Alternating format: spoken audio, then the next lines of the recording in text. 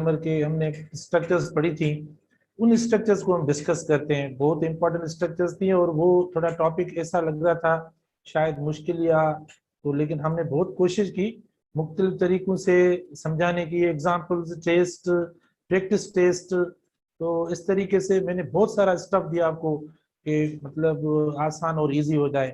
मेरे ख्याल में तो काफी हमने ओवरकम कर लिया, लेकिन अगर कहीं भी प्रॉब्लम हुआ है टेस्ट के अंदर तो उनको यानी मजीद समझने के लिए, देखो टेस्ट जो होती है एक समरी होती है हमारी पूरी लर्निंग की।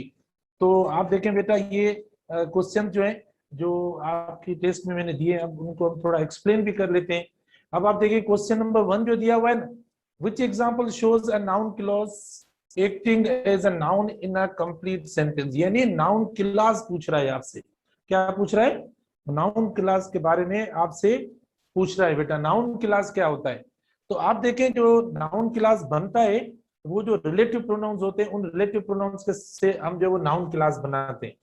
ये तो पता है ना आपको बेटा, जो नाउन क्लास बनाते हैं हम यानी किससे? रिलेटिव प्रोनाउंस जो हमारे होते हैं। आप हमें मुझे बताएंगे थोड़ा कमेंट में बेटा, कौन सा कलर मार्कर का इस्तेमाल करें, ब्लैक या रेड? कलर कौन सा मतलब सही रहेगा? अच्छा अभी थोड़ा मतलब, अच्छा बेटा अब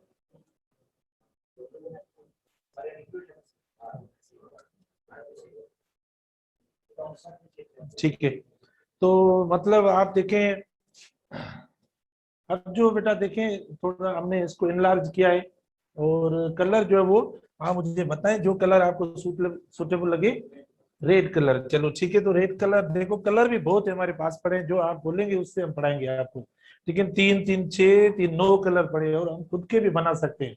अच्छा, तो जो फर्स्ट सेंटेंस हमारा है 51 बेटा, देखो उसमें नाउन क्लास के बारे में पूछा गया। मैंने आपको नाउन क्लास में बारे में बताया है कि जो बेटा रिलेटिव प्रोनाउंस होते हैं, खास तौर पर जो नाउन क्लास बनता है ना, वो किससे? Relative pronouns. ये कंजंक्शंस होते हैं, देखो ये कंजंक्शन के तौर पर हम नाउन क्लास को इस्तेमाल करते हैं। रिलेटिव प्रोनाउंस जो कि कंजंक्शंस के तौर पर इस्तेमाल होते हैं, इससे हम क्या बनाते हैं, मतलब हमारा क्लास बनता है। जब आप दो सेंटेंसेस को ज्वाइन करेंगे ना, तो रिलेटिव प्रोनाउन से आप ज्वाइन करेंगे। मोस्टली जो नाउन कंजंक्शन नाउन के क्लास के अंदर जो इस्तेमाल होते हैं वो बेटा रिलेटिव प्रोनाउंस मोस्टली इस्तेमाल होते हैं, जो नाउन को क्लास बनाते हैं। अब नाउन का क्लास कैसे बनता है, मैंने आपको बताया कि अगर ऐसे वर्ब्स होंगे, कौन से? परसेप्शन वाले वर्ब्स हों, वर्ब्स ऑफ सेंस हों, ठीक है ना, या जो वो फीलिंग वाले वर्ब्स हों। अगर उन वर्ब्स के साथ आप दैट इस्तेमाल करेंगे, हु इस्तेमाल करेंगे, ठीक है, होम इस्तेमाल करेंगे, हाउ इस्तेमाल करेंगे, वाई या वेन या वेयर इस्तेमाल करेंगे, तो देखो वो आपका नाउन क्लास बन जाएगा। फिर मैंने आपको दूसरी बात नाउन क्लास को समझाने के लिए ये कि देखो मतलब एक आपके पास देखो ही सेड है, अब ये आपका इंडिपेंडेंट क्लास है। देखो इंडिपेंडेंट क्लास होता है, जो मैंने आपको 3 क्लास पढ़ाए हैं, एक नाउन क्लास, दूसरा एडजेक्टिव, तीसरा एडवर्ब। बेटा ये तीनों क्लास डिपेंडेंट क्लास होते हैं। तीनों क्लास क्या होते हैं? डिपेंडेंट क्लासेस तीनों होते हैं। ये डिपेंडेंट क्लासेस क्यों होते हैं? ये इसीलिए डिपेंडेंट क्लासेस होते हैं क्योंकि इनमें कंजंक्शन इस्तेमाल होता है। तो रिलेटिव प्रोनाउंस वाले कंजंक्शन हो, कंडीशनल कंजंक्शन हो, टाइम कंजंक्शन हो, रीजन वाले कंजंक्शन हो, पर्पस वाले कंजंक्शन हो, इस टाइप के कंजंक्शन जुमले के जिस भी पार्ट में इस्तेमाल होंगे तो उन्हें हम डिपेंडेंट यानी बोलते हैं क्लास, और फिर इनको हम सबऑर्डिनेट कंजंक्शंस बोलते हैं। तो बेटा नाउन क्लास हो, एडजेक्टिव क्लास हो या एडवर्ब क्लास हो, ये तीनों डिपेंडेंट हैं। क्यों है? क्योंकि इनके अंदर इस टाइप के कंजंक्शंस इस्तेमाल होते हैं। जिनमें नई कंजंक्शन इस्तेमाल होता है इस टाइप का, उससे हम कहते हैं इंडिपेंडेंट। तो ये होता है आपका इंडिपेंडेंट क्लास। तो नाउन क्लास को समझने के लिए क्या करना होता है? आप नाउन क्लास का जो इंडिपेंडेंट सेंटेंस होता है, जो कंप्लीट सेंटेंस होता है, जिसको मेन क्लास बोले, मैंने आपको देखो समरी के अंदर पॉइंट्स भी आपको बना के दिए। तो आप देखें, इसको आप इंडिपेंडेंट बोले, इसको आप प्रिंसिपल बोले, इसको आप मेन बोले, ठीक है। इधर आप अगर क्वेश्चन करेंगे, इधर ये देखो क्वेश्चन वाली एरिया है, ये कौन सी एरिया है, इधर क्वेश्चन वाली एरिया है। इधर सवाल करें, कौन सा सवाल करें, आप व्हाट से सवाल करें, ठीक है, आप जो वो हु से सवाल करें। व्हाट या हु से जो क्वेश्चन होगा वो नाउन क्लास को डिस्कवर करने के लिए होता है कि आया उस स्टेटमेंट में नाउन क्लास इस्तेमाल हुआ है, क्योंकि हमारे पास 3 क्लासेस है ना, तो हमें पता नहीं पड़ता। तो यानी नाउन क्लास को जो डिस्कवर करने का यानी एक ट्रिक है वो है व्हाट और हु। तो वो आप करेंगे इंडिपेंडेंट से, जो भी इंडिपेंडेंट होगा। हमारे पास तो अब ये पहला है इसीलिए हम इस्तेमाल करेंगे। तो he said that the car would be ready tomorrow. देखिए ही सेड, तो आप क्वेश्चन करेंगे हु सेड, ठीक है, हु सेड या व्हाट डिड ही से। आप इस तरीके से भी कर सकते हैं बेटा। देखिए व्हाट से भी, इसी में से सवाल बनाए, जो आपका इंडिपेंडेंट है ना इसी से सवाल बनाए। सवाल बनेगा आपका व्हाट डिड ही से। देखो ये हुआ क्वेश्चन आपका, व्हाट डिड ही से। इंडिपेंडेंट में से आपने क्या किया, क्वेश्चन किया। जवाब कहां होगा आपका बेटा, जवाब जो होता है वो डिपेंडेंट सेंटेंस में होता है। ये डिपेंडेंट जो पढ़ा है ये आपका जवाब है। देखो किसी भी क्लास को जानने के लिए आप जो क्वेश्चन करेंगे वो नाउन क्लास हो, एडजेक्टिव हो या एडवर्ब हो, वो सवाल जो आप करेंगे पूछेंगे वो जो इंडिपेंडेंट पार्ट ऑफ सेंटेंस होगा वो सवाल की एरिया होगी, उस सवाल की जगह होती है, वहां सवाल होता है। और जो जवाब मिलेगा, जो जवाब वाली एरिया होगी, आंसर वाली एरिया होगी, वो आपकी होगी डिपेंडेंट क्लास। और डिपेंडेंट क्लास क्या होता है, जिसमें कंजंक्शन लगा हुआ हो, रिलेटिव प्रोनाउन वाला वर्ड हो, कंडीशनल हो, कोई भी ऐसा लफ्ज इस्तेमाल किया हुआ हो, तो वो जो पार्ट होता है जुमले का उससे आप यानी डिपेंडेंट क्लास भी कहेंगे। क्यों कहते हो, क्योंकि सबऑर्डिनेट कंजंक्शन है। मैंने आपको ये सारे अल्फाज भेजे भी हैं ग्रुप के अंदर। तो देखो he said, what did he से, जवाब आया that the car would be ready tomorrow. Noun class हुआ। क्यों नाउन हुआ, वापस भाई हमने देखो व्हाट से किया है। अगर पर्सन से होता तो हम हु करते, लेकिन ये व्हाट से हमारा क्वेश्चन हो रहा है कि इन्होंने क्या कहा कि कार जो है ना, मतलब कल के लिए कार जो है रेडी है, that the car would be ready. देखो ये एरिया जो है वो हमारा क्या है, यानी डिपेंडेंट क्लास वाला है। तो ये जवाब, तो इधर सवाल होगा और उधर जवाब होगा, ये हो जाएगा नाउन क्लास इस तरीके से। समझ आया आपको, समझ आया तब तो टेस्ट दिए, ये तो हम आपको रिव्यू में बता रहे हैं। चलो अब आगे चलते हैं हम। देखो मतलब बाकी ऑप्शंस को छोड़ने बेटा जरूरी नहीं है, हम मतलब टाइम नहीं है। 52 पे आते हैं। Which example shows two independent clauses joined by a coordinate conjunction? बेटा इसमें से कौन सा आपको देखना है कि कोऑर्डिनेट कंजंक्शन क्या है। मैंने आपको मुख्तसरन एक और शॉर्टकट के अंदर मैंने आपको बताया था, ट्रिक बताया था, FANS फैंस बॉय। कौन सा, फैंस बॉय। बताओ ये फैंस बॉय क्या है बेटा, ये कोऑर्डिनेटिंग कंजंक्शन है। मैंने सारे कंजंक्शंस को एक ही वर्ड के अंदर समा के आपको बताया कि ये क्या है, कोऑर्डिनेटिंग कंजंक्शन है। 1 2 3 4 5 6 7 13 नहीं करते, वो सॉन्ग हो जाएगा गाना, फिर आप बोलेंगे सर ये नहीं। तो आप देखें ये सारे क्या है, ये सारे कंजंक्शन है। कौन से, कोऑर्डिनेटिंग कंजंक्शन। F से फोर, A से एंड, N से नॉर, S से सो, B से बट, O से और, Y से येट, ये सारे कोऑर्डिनेट। आपको ये कंजंक्शन दो जुमलों के बीच में जिस जगह भी नजर आ जाए तो आपको मैं दो बातें बता रहा हूं, इधर दो बातें बेटा।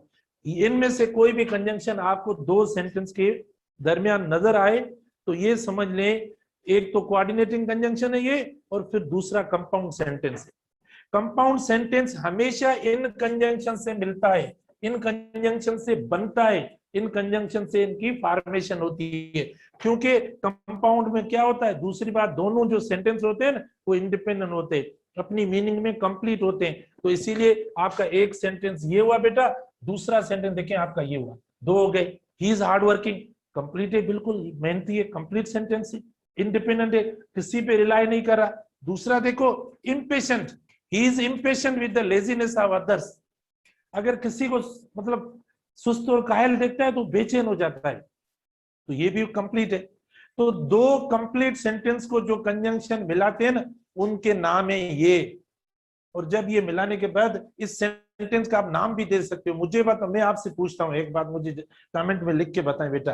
He is hard working but impatient with the laziness of others. हम एक और एमसीक्यू से पूछते हैं आपसे, क्या ये कंपाउंड सेंटेंस है, कॉम्प्लेक्स सेंटेंस है, सिंपल सेंटेंस है, या कंपाउंड कॉम्प्लेक्स सेंटेंस है? चार हमारे ऑप्शन बन गए। मैं वापस पूछता हूँ, तो सुनिए गौर से।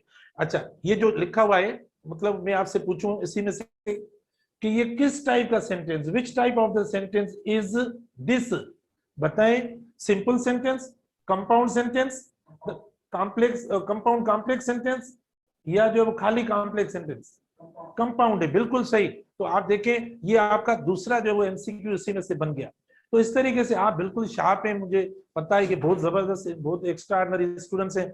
अच्छा, उसके बाद 53 पे सिंपल सेंटेंस में क्या होता है? सिंपल सेंटेंस की खुसूसियत क्या है? क्वेश्चन आ रहा है, देखो। क्या वो डिपेंडेंट क्लास होता है? क्या इंडिपेंडेंट होता है? क्या सबऑर्डिनेट होता है? क्या एडवर्ब क्लास होता है? नहीं। सिंपल क्या होता है? सिंपल जो होता है वो इंडिपेंडेंट होता है। जिसको आप ज्यादा देखते हो ना, मतलब लग्जरियस जो ज्यादा देखते हो, या एक्सपेंसिव स्टाइल किसी को देखते हो, फैशनेबल स्टाइल किसी को भी आप देखते हो ना, वो इंडिपेंडेंट नहीं होता, वो डिपेंडेंट होता है, इसीलिए स्टाइल करता है। तो जो सिंपल सेंटेंस होता है वो इंडिपेंडेंट होता है। तो बेटा सिंपल सेंटेंस में होता क्या है, मैं सिंपलिसिटी भी बता देता हूं आपको। तो उसके अंदर चीजें दो होती हैं बस। एक क्या होता है? एक होता है सब्जेक्ट, दूसरा होता है वर्ब। बस ये हुआ सिंपल। बाकी ये बड़े सेंट पता नहीं, कंजंक्शन लगाओ, एडवर्ब लगाओ, नाउन, पता नहीं, इतनी सारी फैशन की जरूरत नहीं है। ठीक है, परफेक्शन की जरूरत नहीं है। जो नेचुरलिटी होती है वही सब कुछ होता है, उससे सिंपल कहते हैं। आप यहाँ से स्ट्रक्चर से समझो, ग्रामर से, या भले अलग समझे, तो बेटा सब्जेक्ट वर्ब जिस सेंटेंस के अंदर होगा वो सिंपल होगा। ठीक है, हम चलते हैं 54 पे। All sentence must include at least one. बेटा जुमला तब तक नहीं बनेगा, सुनो, जुमला तब तक नहीं बनेगा जब तक उसके अंदर इंडिपेंडेंट सेंटेंस नहीं होगा, तब तक कोई सेंटेंस नहीं बनेगा। सुनो, कंपाउंड बनाओगे तो भी एक इंडिपेंडेंट होगा, कॉम्प्लेक्स सेंटेंस बनाओगे तो भी एक इंडिपेंडेंट होगा, कंपाउंड कॉम्प्लेक्स बनाओगे तो भी एक इंडिपेंडेंट होगा, और खुद बनाओगे तो भी इंडिपेंडेंट होगा। तो हर सेंटेंस के अंदर इंडिपेंडेंट का होना जरूरी है, क्योंकि मीनिंग ही नहीं निकलेगी। इसीलिए इंडिपेंडेंट क्या होता है? वो जिसमें कंजंक्शंस ना हो, सबऑर्डिनेट कंजंक्शन ना हो, उसको हम बोलते हैं। उसके बाद 55 पे चलते हैं। सबऑर्डिनेट क्या होता है? सबऑर्डिनेट वो जो किसी के मतलब अंडर हो। सबऑर्डिनेट का मतलब ही अंडर, सबऑर्डिनेट का मतलब ही क्या होता है? अंडर। देखें तो आप देखें, मतलब ये कह रहा है subordinate class can not stand by itself, खुद नहीं, इंडिपेंडेंट नहीं होता। Can not, can't stand by itself मतलब इंडिपेंडेंट नहीं होता, कंप्लीट सेंस मीनिंग नहीं होती, वो किसी दूसरे पे जो डिपेंड करता है। इसीलिए मतलब उसको क्या कहते हैं, यानी आपका देखो ये ऑप्शन हुआ है। तो मैं करेक्ट ऑप्शन को एक्सप्लेन करके आपको बता रहा हूँ। मेरे ख्याल में आपको काफी जो वो मतलब जवाब या एक्सप्लेनेशन मिल रही होगी। हम बाकी इनकरेक्ट को क्यों लें? नहीं, मतलब जरूरत नहीं है, टाइम भी इतना नहीं है। ठीक है बेटा। अच्छा, तो आप देखें,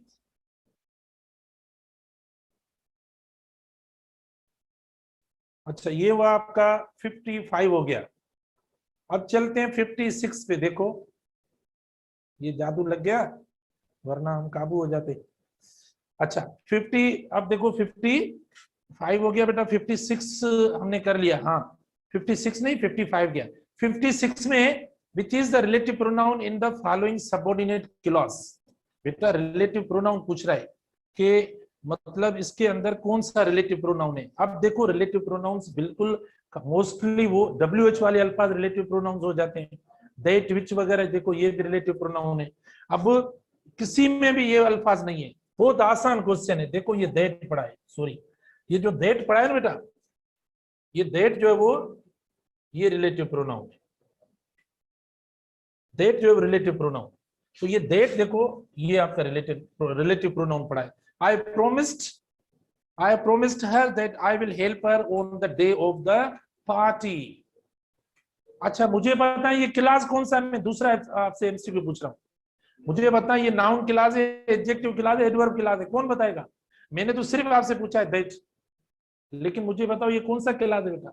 बेटा ये आप खुद क्वेश्चन करें ना, आप खुद क्वेश्चन करें। ये देखो आई हैव प्रॉमिस्ड, ये इंडिपेंडेंट है, ठीक है। इंडिपेंडेंट जो मैंने अंडरलाइन किया है वहां से आप क्वेश्चन करें। बेटा देखो आई हैव प्रॉमिस्ड हर, ठीक है, ये देखो, ठीक है। अब आप क्वेश्चन करें व्हाट डिड, ठीक है। व्हाट डिड नहीं होगा क्योंकि परफेक्ट टेंस का है, तो क्वेश्चन भी आप जिस टेंस में आपका सेंटेंस लिखा होता है ना उसी टेंस में आप क्वेश्चन करेंगे, ठीक है। What have I promised, what I have promised her, उससे मैंने कौन सा वादा किया है। जवाब कहाँ है? जवाब ये कि that I will help her on the day of the party. तो ये आंसर होगा बेटा, डिपेंडेंट में आंसर हुआ, और इंडिपेंडेंट जो होता है उधर क्वेश्चन होता है, इसको हम नाउन क्लास कहते हैं, नाउन क्लास कहते हैं। समझ में आया? इस तरीके से देखो आपका ये क्लियर हो रहा है। फिर 57 पे आते हैं, which of the following sentences has a relative subjective word, relative subjective word. तो इसमें देखिए रिलेटिव सब्जेक्टिव वर्ड कौन सा है बेटा? हु जो इस्तेमाल होता है सब्जेक्ट के तौर पर इस्तेमाल होता है।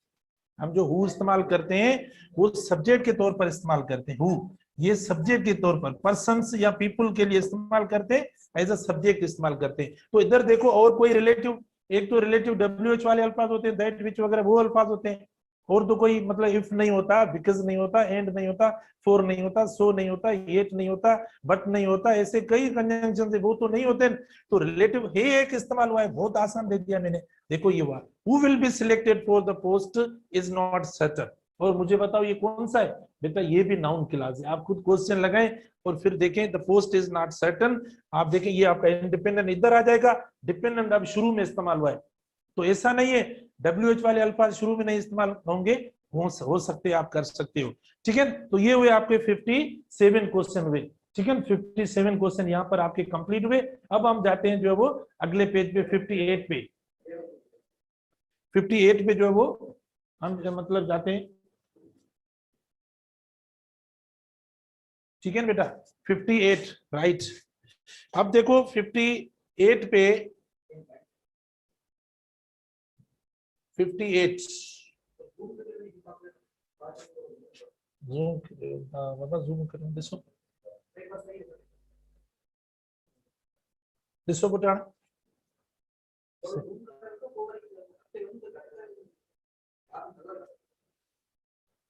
बाबा आने दिसो वाला आने सही, ठीक है। दिसो बेटा, अच्छा देखें, choose the right subjective case of the relative pronoun in any of the following sentences. वही बात, कितना आसान है, देखो कितना आसान है। Choose the subjective word, he help the man who was in trouble. बेटा सब्जेक्टिव मैंने अभी बता दिया है, जरूरत ही नहीं है इतनी ज्यादा कि हम उस पर बात करें। ही वो sorry help the man who, और मैन पर्सन है, somebody है, इसके लिए हु इस्तेमाल करते हैं, और हमने हु इस्तेमाल कर लिया। देखो तो ये रिलेटिव सब्जेक्ट हो गया। अच्छा उसके बाद 59 है, subordinate clauses begin with, subordinate clauses begin with subordinate conjunctions. जो सबऑर्डिनेट क्लॉजेस होते हैं वो किससे शुरू होते हैं? जो सबऑर्डिनेट कंजंक्शंस होते हैं।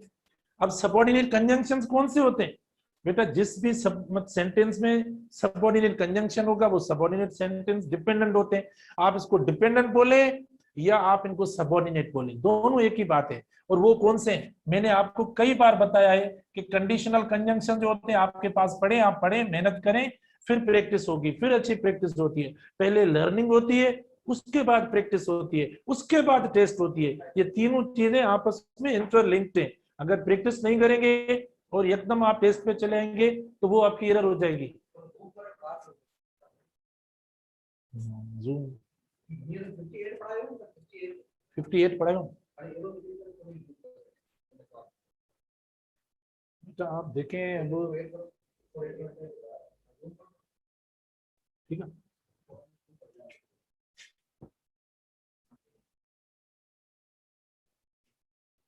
अब सही है बेटा, देखो आपको नजर आ रहा है, ये आपके ग्रुप में भी होगा पेपर, ओके ठीक है बेटा। देखो तो सबऑर्डिनेट जो होते हैं क्लास होते हैं बेटा, वो सबऑर्डिनेट कंजंक्शन से बनते हैं, बहुत आसान है। देखो तो कंडीशनल कंजंक्शन जैसे मैं कुछ लिख रहा था, अभी कुछ नजर आ रहा है, विजिबल है?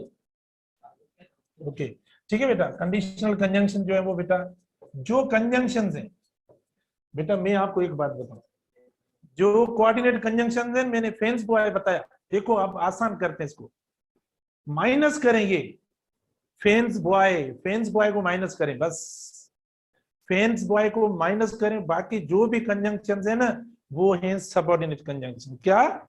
सबऑर्डिनेट।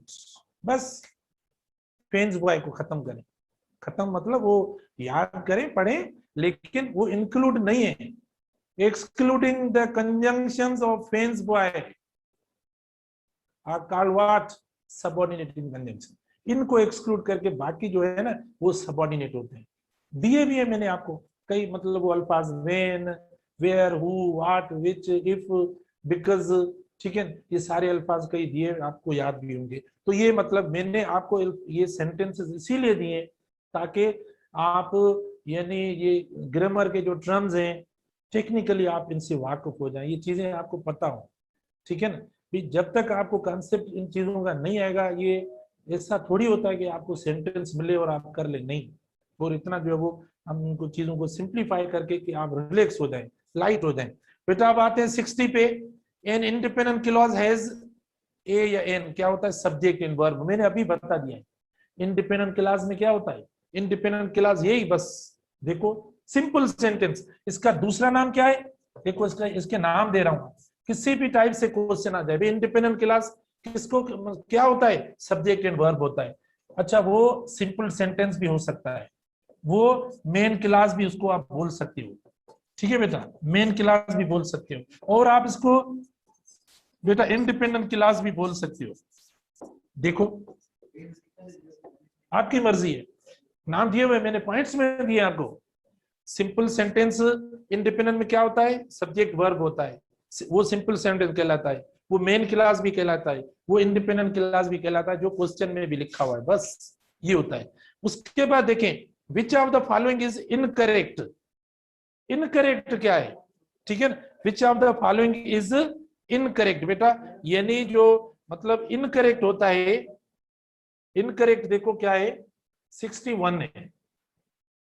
देखो हम ऊपर लाके इसको 61 पे आते हैं,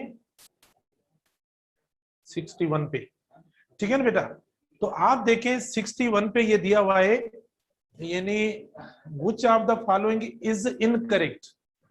इनमें इनकरेक्ट कौन सा है? कह रहा है an independent class has a coordinating conjunction. बेटा इंडिपेंडेंट हमने अभी आपको बताया है, ये पढ़ा है, देखो इंडिपेंडेंट। तो ये मतलब 62 पे हम पढ़ रहे थे, 61 आ गया। तो आप देखें इंडिपेंडेंट के अंदर कहां जो है वो कंजंक्शन लगा था। इंडिपेंडेंट का देखो ये सेंटेंस पढ़ा है ना इधर, इंडिपेंडेंट जो होता है, इंडिपेंडेंट सिंपल सेंटेंस कहते हैं, मेन क्लास कहते हैं, उसको हम ये बोलते हैं, ठीक है ना। तो उसके अंदर तो कुछ भी नहीं होता इंडिपेंडेंट क्लास के अंदर। तो ये मतलब थोड़ी इसमें टेक्निकली कोई गलती हो रही है कंप्यूटर के हिसाब से, ठीक है बेटा।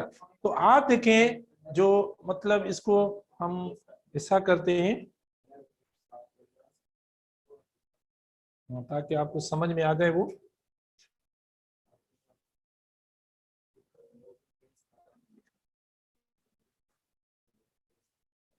Looking very nice, like a toy. Enjoying the moving of this one. Right now, look at the sentence number 61, please. तो बेटा देखिए 61 में देखें which of the following is incorrect। ये हमारा इनकरेक्ट है। क्यों इनकरेक्ट है? कि भाई इंडिपेंडेंट क्लास जो होता है, मिसाल के तौर पर आप देखें वी आर लर्निंग, ये इंडिपेंडेंट हो गया भाई, एक आया सब्जेक्ट, दूसरा आया वर्ब, ये इंडिपेंडेंट हुआ। बताओ इसमें कहाँ है कोऑर्डिनेट कंजंक्शन? मतलब जो फेंस बॉय वाला है, कोई कंजंक्शन नहीं होता इंडिपेंडेंट में।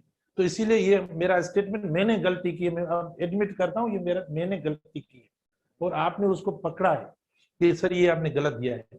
बाकी जो होते हैं देखें वो मतलब उनको ऑप्शंस को छोड़ दें, हम करेक्ट को देखेंगे तब जाके पहुंचेंगे, क्योंकि अदरवाइज जो है देर हो जाएगी। 62 पे आए, across the field from us is.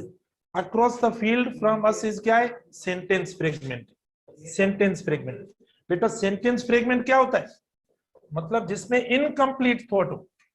जो बेटा इनकम्प्लीट थॉट दे ना, वो सेंटेंस फ्रेगमेंट होता है। इधर एक बात सुने, कई स्टूडेंट्स है वो अभी तक कंफ्यूजन में है कि सर फ्रेज और फ्रेगमेंट में क्या फर्क है। बेटा फ्रेज जो होता है ना, वो सेंटेंस का पार्ट होता है, सेंटेंस में फ्रेगमेंट फ्रेज होता है, सेंटेंस के अंदर फ्रेज होता है। फ्रेज जो होता है सेंटेंस के अंदर होता है, सेंटेंस का एक पार्ट है, और वो मीनिंग भी दे जाता है सेंटेंस के साथ मिलके।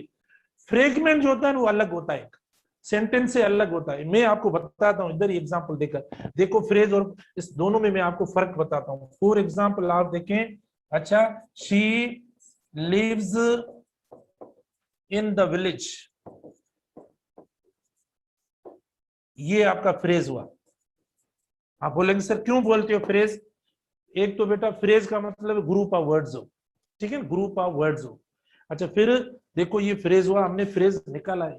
दूसरा ये कि वो सेंटेंस का पार्ट होना चाहिए। She lives in the village, देखो ये पूरे सेंटेंस का पार्ट है, इधर फ्रेगमेंट वगैरह है नहीं। देखो फ्रेगमेंट क्या होता है, देखो फ्रेगमेंट ये बेटा, देखो फ्रेगमेंट इन द विलेज, या भले आप उधर लिखो, इधर मैं आपको दे रहा हूं, एक मिनट एक मिनट एक मिनट। अब हम ये फ्रेज हुआ क्योंकि जुमले के अंदर होता है फ्रेज, सेंटेंस के साथ होता है। अब फ्रेगमेंट देखिए, इसी को फ्रेगमेंट बनाते हैं। She lives full stop in the village, मतलब फ्रेगमेंट जो होता है वो सेंटेंस से अलग होता है, बिल्कुल फ्रेगमेंट होता है ना, क्योंकि वो मीनिंग ही नहीं होते।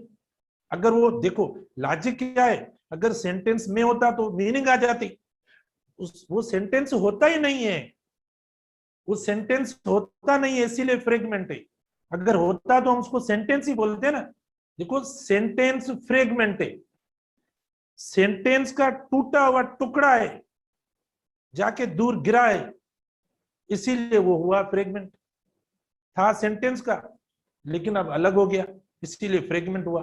तो देखो था सेंटेंस का, इन द विलेज था सेंटेंस का, लेकिन अलग हो गया, देखो ये अलग वो अलग हो गया, इसीलिए फ्रेगमेंट होता है। तो अगर फुल स्टॉप देकर वो मीनिंगलेस जो पार्ट होता है जुमले का, उसे हम फ्रेगमेंट कहते हैं, जो जुमले से अलग होता है, सिवाय होता है सेंटेंस के।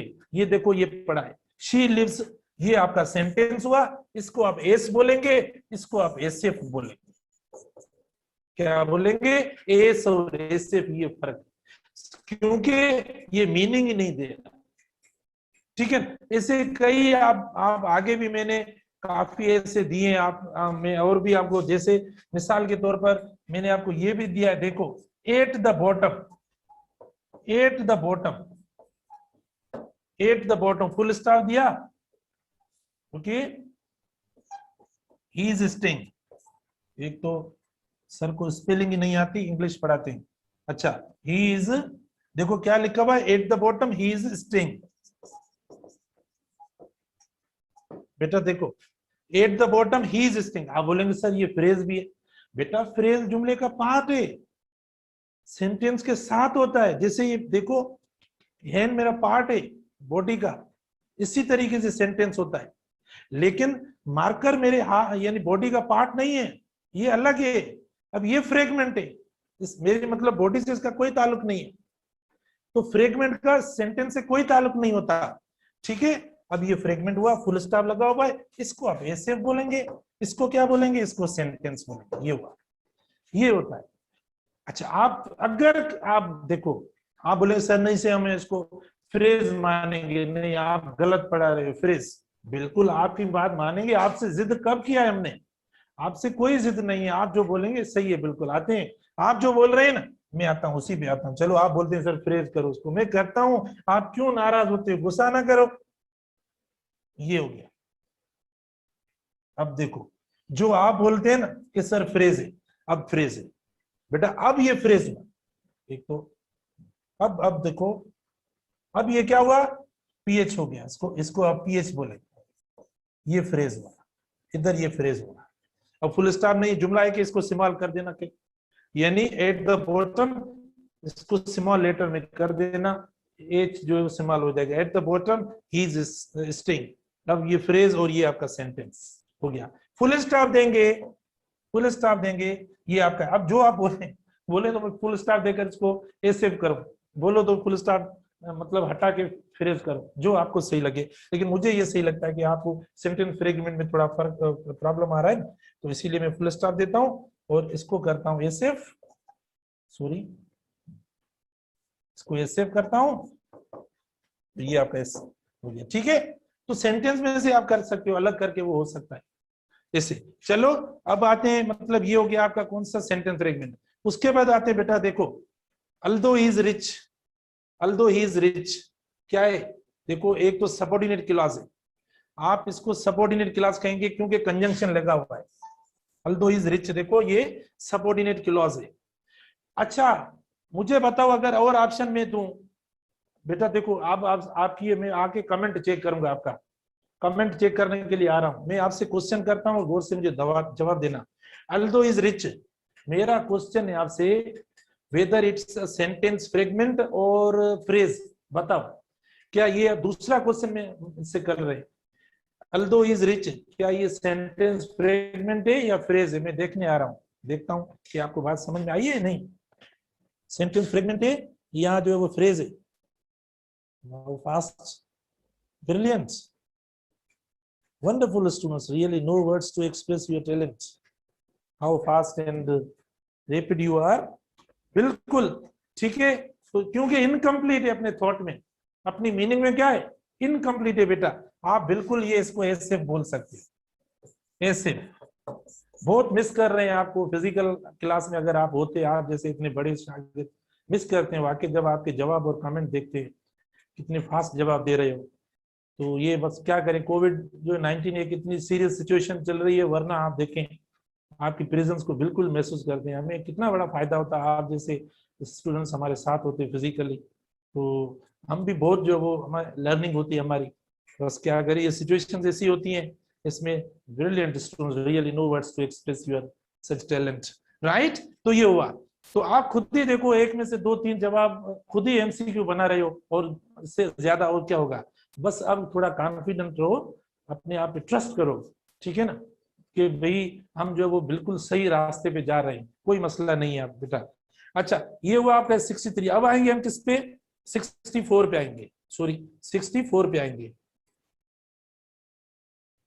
64 पे देखें, 64 क्या है बेटा, 64 आ गया देखो, 64 देखो, if you are selected is a in, क्या ये इंडिपेंडेंट क्लास है, सेंटेंस फ्रेगमेंट है या क्या है। 64 देखें, ये तो उसकी मतलब आगे राइटिंग कैसे आ रही है मुझे खुद को पता नहीं पड़ रहा, कि मतलब सवाल ऊपर लिखते हैं और उसकी डिस्क्रिप्शन दूसरे सवाल के साथ मिल जाती है। अच्छा इफ यू आर सिलेक्टेड, बेटा देखो ये क्या है, इफ यू आर सिलेक्टेड, ये मतलब इधर ये तो खामखा लगा हुआ है, क्रॉस लगा देते हैं, ये सेंटेंस फ्रेगमेंट देखो जो हमने ऊपर किया था वो सेम आ गया था।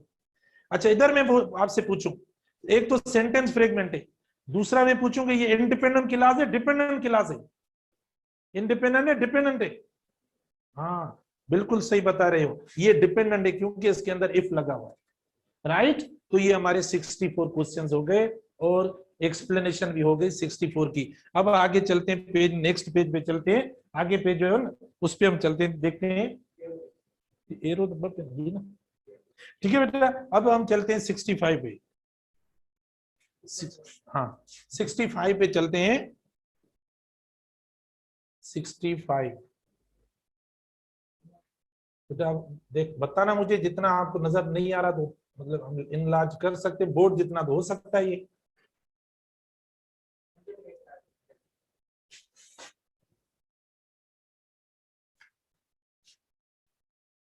ठीक है।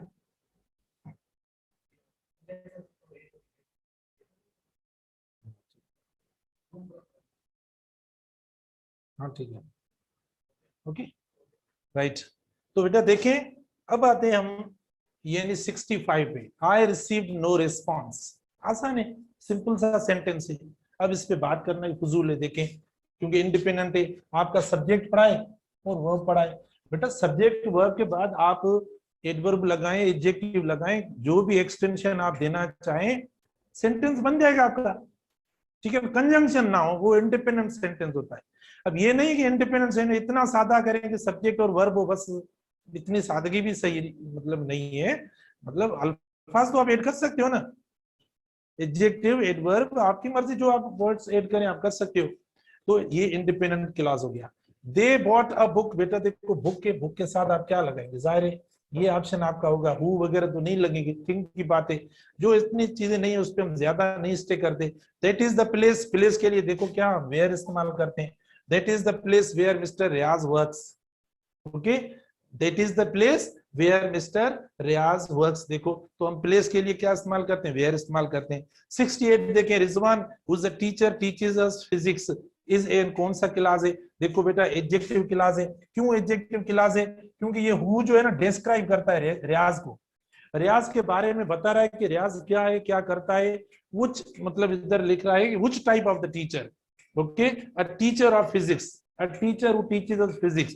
तो नाउन को या प्रोनाउन को अगर कोई वर्ड डिस्क्राइब करे या रिलेटिव वर्ड उसकी डिस्क्रिप्शन दे, उसके बारे में हमें बताए, तो बेटा वो क्या हो जाता है, एडजेक्टिव क्लास हो जाता है। तो यहां से आप देखें लेकर यहां तक ये आपका यानी जो वो एडजेक्टिव क्लास, और एडजेक्टिव क्लास भी डिपेंडेंट होता है। डिपेंडेंट क्यों होता है, क्योंकि उसमें भी हम ये अल्फाज ऐसे इस्तेमाल करते हैं, कौन से, रिलेटिव वर्ड्स कंजंक्शन वगैरह इस्तेमाल करते हैं इसीलिए, ठीक है ना। तो बेटा देखो ये हुआ आपका 68। उसके बाद 69 को हम देखते हैं, 69 को देखते हैं, ठीक है ना। 69 या 68, अच्छा 69 में देखते हैं। हाँ तो देखो 69, faced with many problems, faced with many problems, he couldn't sustain the issue, the underlying part of the sentence is देखो faced with many problems। तो बेटा देखो इसमें कौन सा आपका राइट ऑप्शन है, यानी एक सबऑर्डिनेट क्लास भी पढ़ा है, सेंटेंस फ्रेगमेंट भी पढ़ा है, दोनों साथ पढ़े हैं। अच्छा तीसरा में देखो, मैं ये भी लिख लेता हूं इधर, तीसरा में ये भी लिखता हूं, फ्रेज भी, थोड़ा इसको क्लोज करते हैं, बीसीक्यू बनाते हैं। बेटा फ्रेज भी पढ़ा है, सबऑर्डिनेट भी पढ़ा है, सेंटेंस फ्रेगमेंट भी पढ़ा है, सारे पढ़े। अब सेंटेंस फ्रेगमेंट हुआ है, सबऑर्डिनेट क्लास भी नहीं हुआ, फ्रेज क्यों नहीं हुआ, यहां से समझो फ्रेज और सेंटेंस फ्रेगमेंट में से डिफरेंस समझो, यहां से समझ लो। अब क्यों नहीं हुआ है फ्रेज, बेटा फ्रेज सेंटेंस में होता है, टूटा हुआ नहीं होता, अलग नहीं होता, मार्कर की तरह नहीं होता, फ्रेज फिंगर्स की तरह होता है, जैसे हाथ के साथ ये ऐसे होता है, कनेक्टेड होता है फिंगर्स और हाथ, ठीक है ना। तो ये मतलब हाथ सेंटेंस हुआ और फिंगर्स फ्रेज हुई, इस तरीके से होता है, मिला हुआ होता है, फ्रेज अंदर होता है सेंटेंस में, फ्रेगमेंट अलग होता है। तो इसीलिए फ्रेज नहीं हुआ, क्योंकि हमने फुल स्टॉप देकर, अलग सेंटेंस हमारा है नहीं, सब्जेक्ट कहाँ है, मिसिंग है। मैंने कहा सब्जेक्ट या वर्ब में से कोई चीज मिसिंग होती है तो मतलब वो पूरा सेंटेंस नहीं होता, उसे सेंटेंस फ्रेगमेंट कहते हैं। तो फ्रेज भी नहीं हुआ, सबऑर्डिनेट तब हो जब कोई कंजंक्शन हम इस्तेमाल करें, हु वगैरह, दैट, फिलहाल वगैरह, तो हम इस्तेमाल करेंगे। तो आप देखें ये हमारा सेंटेंस फ्रेगमेंट हो गया, राइट। 70 भी आते हैं, we rest out of the house, okay, when we face the earthquake, ठीक है।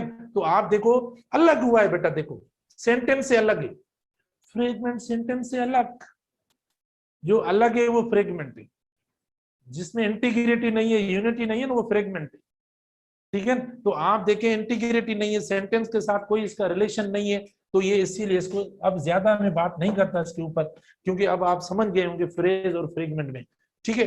उसके बाद हम आते हैं 71 पे।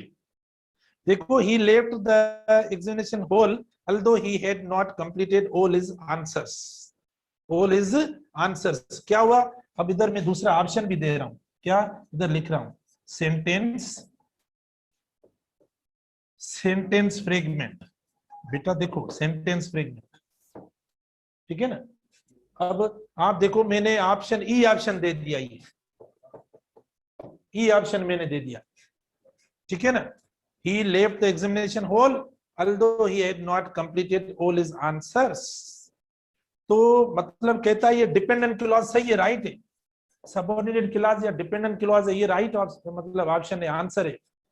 लेकिन बेटा सेंटेंस फ्रेगमेंट क्यों नहीं है, इसीलिए नहीं है कि ये मतलब डिपेंड इंडिपेंडेंट सेंटेंस है ना, ये इंडिपेंडेंट, इससे ये जुड़ा हुआ है, ये आपस में जुड़े हुए हैं, कनेक्टेड हैं, कंजंक्शंस के साथ, इसीलिए सेंटेंस फ्रेगमेंट नहीं है, लेकिन ये डिपेंडेंट है।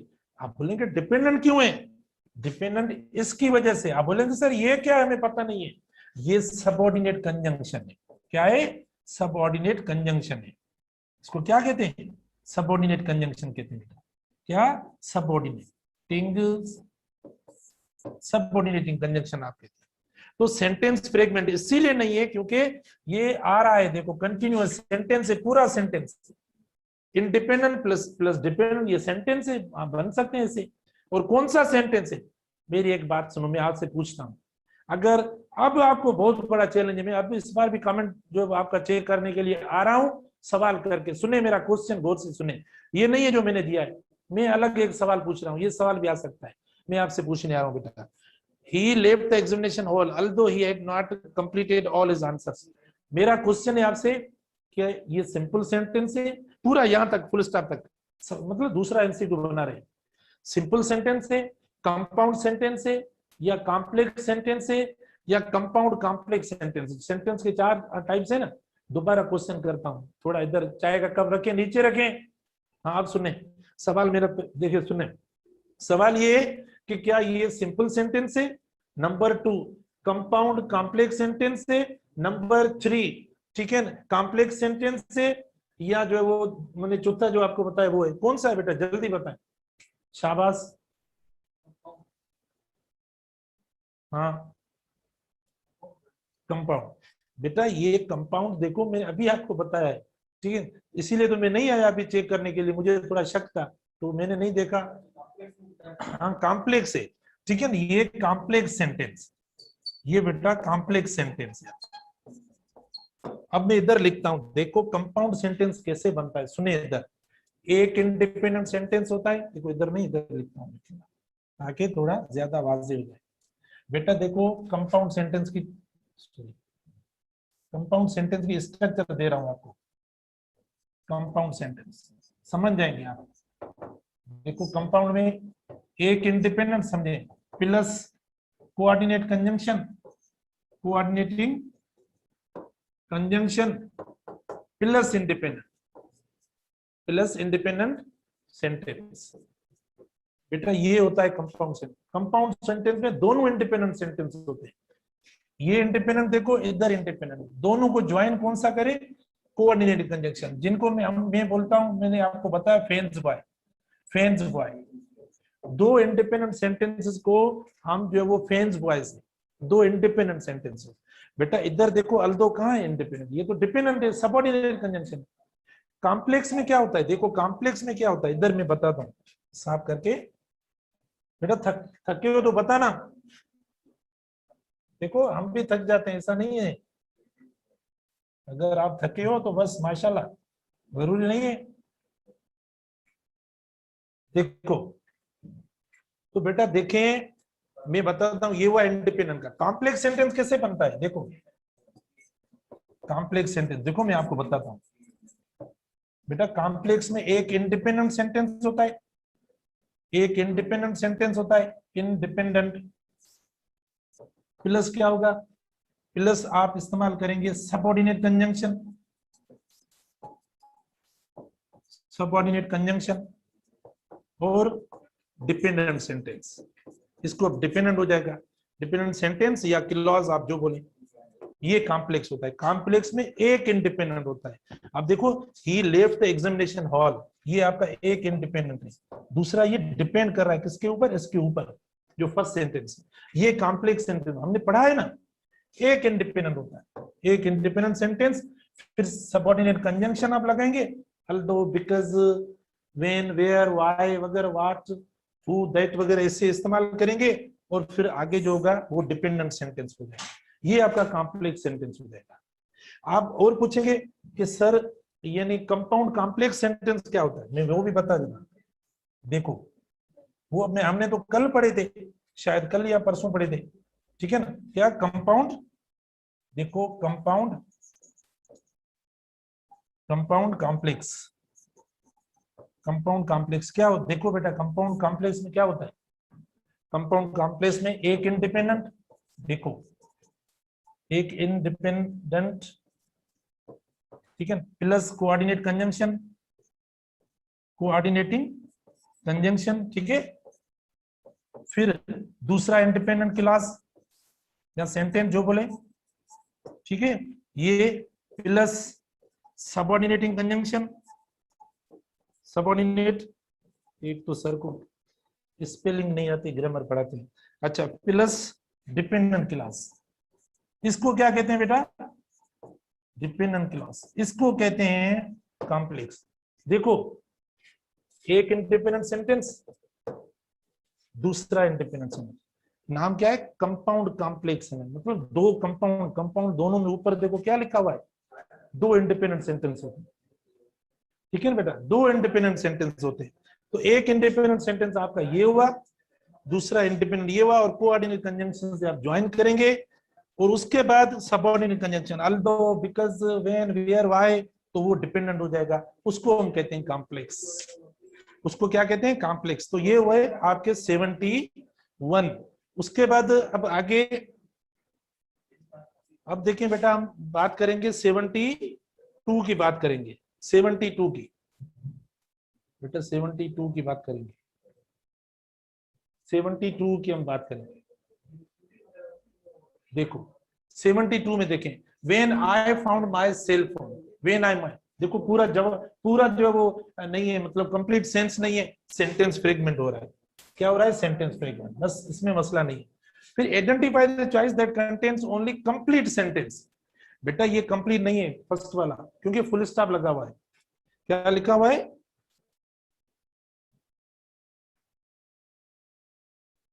आ रहा है नजर, ठीक है बेटा। अच्छा, अब देखो, मतलब बेटा इसमें ये देखना है कि हमें पूरा जुमला, बेटा पूरा जुमला नहीं है, क्योंकि फुल स्टॉप आ गया, तो ये पूरा जुमला नहीं है, क्योंकि दोनों साथ है ना, इसीलिए पूरा नहीं है, दोनों जुमले साथ हैं तो पूरा नहीं। अगर एक होता तो चलो ठीक है, ये पूरा हो गया, लेकिन instead of going to the school I stayed, देखो ये अलग हो रहे हैं, फुल स्टॉप आके अलग हो रहा है, इसीलिए नहीं हो रहा। ये कामा है, जाहिर कामा एक ही जुमले में इस्तेमाल होता है, फुल स्टॉप सेंटेंसेस को अलग करता है, फुल स्टॉप कंप्लीट होता है, ठीक है ना, वो जब जुमले दोनों मतलब कंप्लीट होते हैं तब इस्तेमाल करते हैं, एक जुमला कंप्लीट होता है तब इस्तेमाल करते हैं।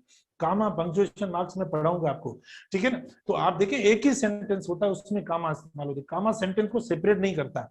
अच्छा, instead of going to the school, देखो इस कामा का अलग, ये जो मतलब कोलिन है ना, इसका अलग है, ये लिस्ट वगैरह देती है कोई एग्जाम्पल या ज्यादा चीजों को एक्सप्लेन करने के लिए। Instead of going to the school stayed home and did my homework, देखो बेटा कामा वगैरह नहीं है, इसीलिए गलत हुआ। तो राइट ऑप्शन देखें, इसमें पंक्चुएशन मार्क का जो ज्यादा रोल है, और ये कंप्लीट सेंटेंस हो रहा है, इसीलिए बाकी कंप्लीट नहीं है। देखो पंक्चुएशन मार्क्स होते हैं ये भी हमारे, आप देखो सांस लेते हैं, रुकते हैं, मतलब बोलने में आपने देखा होगा कि कहीं हम बिल्कुल खामोश हो जाते हैं, कहीं जो थोड़ा खामोश है कि फिर चलते हैं, कहीं जो वो कुछ और बताते हैं, तो ये पंक्चुएशन मार्क्स होती है जो हमारी कन्वर्सेशन में होती है या रिटन इंग्लिश में वो जाहिर होती है, और बात करते हैं तो अब हमें पता नहीं पड़ता, ठीक है। तो ये मतलब रिटन टेस्ट के अंदर बहुत इंपॉर्टेंट है, हम पढ़ेंगे आगे जाकर। 74, identify the choice that results in a grammatically correct sentence, बेटा ग्रामेटिकली देखें जिसमें सब्जेक्ट और वर्ब ग्रामेटिकली करेक्ट है, बाकियों में देखें ये स्ट्रक्चर है नहीं है तो गलत हुआ। 75, identify the choice that results in a, same है, देखो बेटा ये आप बोलेंगे सर सारों में एक जैसी बात है, बेटा ये जुमला गलत है, वेयर ही इज ना फुल स्टॉप, अगर पंक्चुएशन मार्क नहीं लगती है जुमला गलत है, पंक्चुएशन मार्क नहीं है तो गलत है, देखो तो ये गलत हुआ, देखो कम से कम फुल स्टॉप हो, इधर ये भी गलत है, इधर ये भी गलत है, ये गलत तीनों में, क्योंकि पंक्चुएशन मार्क नहीं है इसीलिए। तो राइट सेंटेंस हमारा ये बन रहा है क्योंकि क्वेश्चन मार्क आ रहा है, इसीलिए ये हमारा राइट आंसर है, ठीक है बेटा। आगे देखें 74, 75, 6, ठीक है ना। 76 में मतलब देखो, identify the choice that contains only complete sentence, ठीक है बेटा, कंप्लीट सेंटेंस, हाँ, identify choice that only complete sentence हो, जिसमें complete sentence before the test, देखो ये अलग फुल स्टॉप आ गया, हमने ये पहले पढ़ा है, ये अलग, दोनों सेंटेंस फ्रेगमेंट हो जाते हैं, क्योंकि ये साथ है बेटा, इसके साथ है, तो देखो गलत हो गया। बिफोर द, क्योंकि अल्फाज सेम दिए हुए, अल्फाज सेम दिए हुए, तो अल्फाज सेम दिए हुए तो इनको साथ रहना चाहिए। अच्छा फिर देखो, before the test took place we had nicely done, ये पूरा सेंस दे रहा है कि मतलब सॉरी, बेटा देखो ये नहीं, यहाँ हम बात कर बिफोर द टेस्ट, टेस्ट से पहले हमने मतलब सही नून से तैयारी कर ली, तो ये पूरा सेंस है। आफ्टर द टेस्ट देखो ये अलग हो रहा है, ये अलग हो रहा है। As soon as the test we had, तो ये जुमला ही नहीं बनता, ग्रामेटिकली इसमें जो अल्फाज है वो गलत इस्तेमाल हुए। अच्छा फिर 77 identify the choice that contains only complete sentence, तो ये देखो कंप्लीट सेंटेंस है, बाकी मैंने अभी पहले आपको बता दिया है।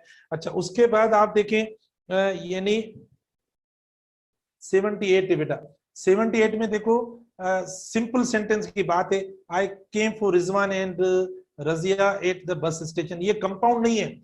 एंड तो हम देखो दो को मिलाने के लिए भी इस्तेमाल कर सकते हैं बेटा, दो अल्फाज होते हैं, दो वर्ड्स को भी, जरूरी नहीं है कि एंड जो इस्तेमाल होता है वो यानी कोऑर्डिनेटिंग कंजंक्शन और कंपाउंड के लिए, इधर कोई दूसरा वर्ब ही नहीं है। रिजवान एंड रजिया ये दो नाउन्स हैं, उनको यानी कंबाइन करने के लिए, ज्वाइन करने के लिए हमने इस्तेमाल किया है, तो ये हमारा सिंपल सेंटेंस है, ये कंपाउंड सेंटेंस नहीं है। तो ये हो गए आपके क्वेश्चंस, यानी कितने हुए, ये मतलब क्वेश्चन हो गए आपके 78 होगी। उसके बाद नेक्स्ट आपका देखिए 79 है, 79 अब सारे हमने जो एक्सप्लेन कर लिए। अच्छा देखो which type of the sentence that Riyaz and Munawwar like to play, एक सब्जेक्ट है एक वर्ब है, भाई एक सब्जेक्ट हो गया, भले दो है प्लूरल है लेकिन सब्जेक्ट तो देखो मतलब एक ही है, तो ये सिंपल सेंटेंस है, इसमें कुछ भी नहीं है। अच्छा उसके बाद देखें यानी चूज द सिंपल सेंटेंस, तो he was welcome with open arms, ये देखो सिंपल है क्योंकि बाकी में बट या कोई कंजंक्शन वगैरह लिखा हुआ है। 81 में देखिए चूज द कंपाउंड सेंटेंस, वो होता है जो इंडिपेंडेंट हो, दोनों इंडिपेंडेंट है, अलग है और कोऑर्डिनेटिंग कंजंक्शन हुआ है। 82 में which of the following sentence is this, यानी aeroplane was brought down by, बेटा एक ही बात है, इसमें कंजंक्शन कोई है नहीं, इसीलिए सिंपल सेंटेंस हो गया। उसके बाद आप देखें 83 है आपका, ठीक है ना, 83 में आप देखें क्या है, यानी 83 के अंदर which of the following sentence is this, all the boys got up when, देखो ये कौन सा है, कॉम्प्लेक्स है क्योंकि इसकी वजह से कॉम्प्लेक्स है, कंजंक्शन की वजह से कॉम्प्लेक्स सेंटेंस हुआ है।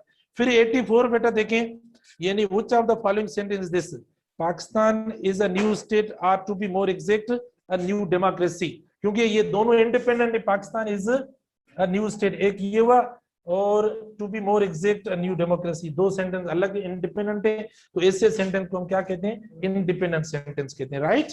अच्छा उसके बाद हम देखते हैं शायद 85 को देखें बेटा, which of the following sentence is this, यानी ये कौन सा सेंटेंस है, कॉम्प्लेक्स सेंटेंस है, क्योंकि कॉम्प्लेक्स सेंटेंस में क्या होता है, ये होता है, अभी मैंने बताया, एक इंडिपेंडेंट सेंटेंस हो ये पढ़ा है और दूसरा डिपेंडेंट हो उसे कॉम्प्लेक्स कहते हैं, डिपेंडेंट कंजंक्शन की वजह से होता है, ये हो जाता है, हमने मतलब जो है वो इसको कवर कर लिया। अब लास्ट पेज पे चलते हैं, लास्ट पेज पे देखते हैं, लास्ट पेज पे देखो 86 से हमारा last page, which of the following sentence is this, he went to market and bought costly watch, बेटा देखें ये कंपाउंड सेंटेंस है, और कंपाउंड कैसे, आप देखें एक ये और एक ये दो अलग है, उनको कंबाइन किया इससे ये हुआ। when she asked डिपेंडेंट हुआ क्योंकि ये लिखा हुआ है डिपेंडेंट हुआ। 88 में देखें क्या मतलब कंजंक्शन एंड इज यूज्ड, मतलब एंड किस जो वो दो सेंटेंस को मिलाने के लिए इस्तेमाल होता है, कंपाउंड सेंटेंस को मिलाने के लिए इस्तेमाल होता है। कंपाउंड सेंटेंस में क्या होता है, दो इंडिपेंडेंट क्लासेस होते हैं, बहुत कितना बेहतरीन देखो, मतलब जो वो सवाल हैं जो आपको यानी काम देंगे, बहुत बेहतरीन नमूने से काम देंगे, बिल्कुल कॉन्सेप्चुअल लर्निंग बेस्ड क्वेश्चन है बेटा। अच्छा उसके बाद सेंटेंस फ्रेगमेंट जो है वो क्या होता है, इनकम्प्लीट होता है, देखो उसके अंदर मीनिंग ही नहीं होती, इसीलिए हम उसको क्या बोलते हैं ये। अब सिनोनिम एंटोनिम और स्पेलिंग, एक स्पेलिंग के लिए जो मुझे आज तक जो वो आप जो वो बिल्कुल ऐसा यानी काम कर रहे हैं, रोजाना मैसेज आता है बेटा, वो मैंने करेक्शन भी करवा दी और अभी बता देता हूँ, जो जजमेंट वाली स्पेलिंग JUDGEMENT वो स्पेलिंग है, उसकी जो राइट स्पेलिंग है, ठीक है। तो आज इतना काफी है, अल्लाह हाफिज, see you tomorrow early in the morning, okay, get up, wake up and get up with me, thank you.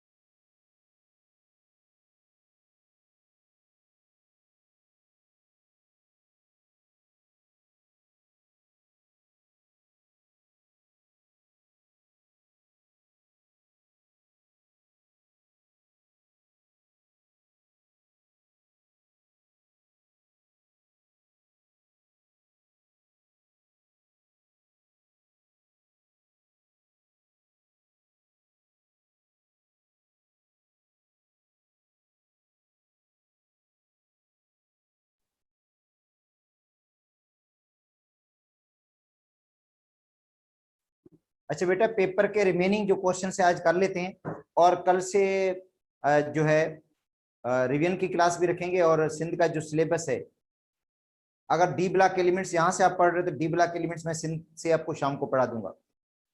और इसके अलावा एस ब्लॉक एलिमेंट्स आपने फेडरल से पढ़ लिया तो सिंध से इवनिंग में आपको जो क्लास लूंगा उसमें इवनिंग में पढ़ा लूंगा सिंध के सिलेबस से, ठीक है, ताकि दोनों सिलेबस कवर हो जाएंगे आप लोगों के, डी ब्लॉक एलिमेंट्स भी हो जाएंगे सिंध के सिलेबस से, और जो एस ब्लॉक एलिमेंट्स हैं बेटा वो भी हो जाएंगे, उसके साथ साथ पी ब्लॉक एलिमेंट्स भी करवा दूंगा।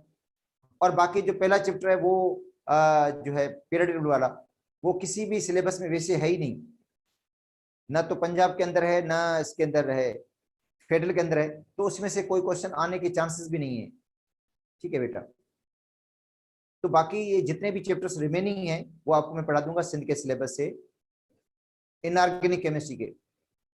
तो आज रिमेनिंग, आज जो पेपर रहता था वो क्वेश्चन करवा लेता हूं। अब कितने रहते हैं क्वेश्चन वो देखता हूं मैं कि कितने क्वेश्चंस इसमें से रह गए हैं, ठीक है बेटा, देखते हैं ये। अब देखो ये क्वेश्चन हो गया है बेटा, ये पेपर हमने कर लिया था 102, देखो ये 102 हो गया है, इसको नहीं करेंगे हम,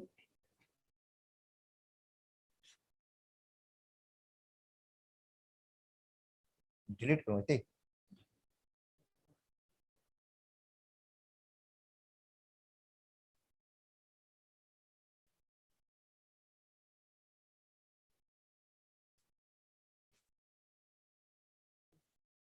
अच्छा ये भी हो गया है,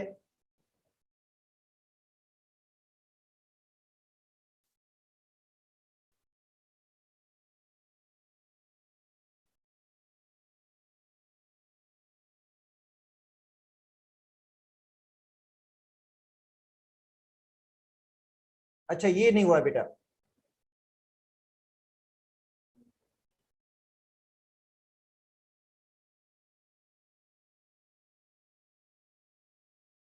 अच्छा 121 बेटा क्वेश्चन सही चिप नजर है मुझे बेटा, कोई मसला तो नहीं हो रहा है?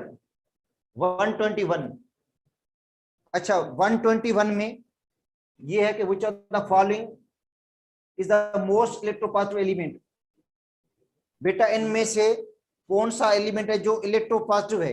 तो आपको पता है कि एस ब्लॉक वाले इलेक्ट्रोपॉजिटिव हैं, एस ब्लॉक वाले एलिमेंट इलेक्ट्रोपॉजिटिव हैं। अब एस ब्लॉक में देखो फर्स्ट ग्रुप वाले सबसे ज्यादा इलेक्ट्रोपॉजिटिव हैं, इनमें देखो फर्स्ट ग्रुप वाला कोई एलिमेंट है नहीं है, सेकंड ग्रुप का कोई एलिमेंट है, हाँ वो मैग्नीशियम है, तो मैग्नीशियम ज्यादा इलेक्ट्रोपॉजिटिव होगा बेटा, मैग्नीशियम जो है वो ज्यादा इलेक्ट्रोपॉजिटिव होगा।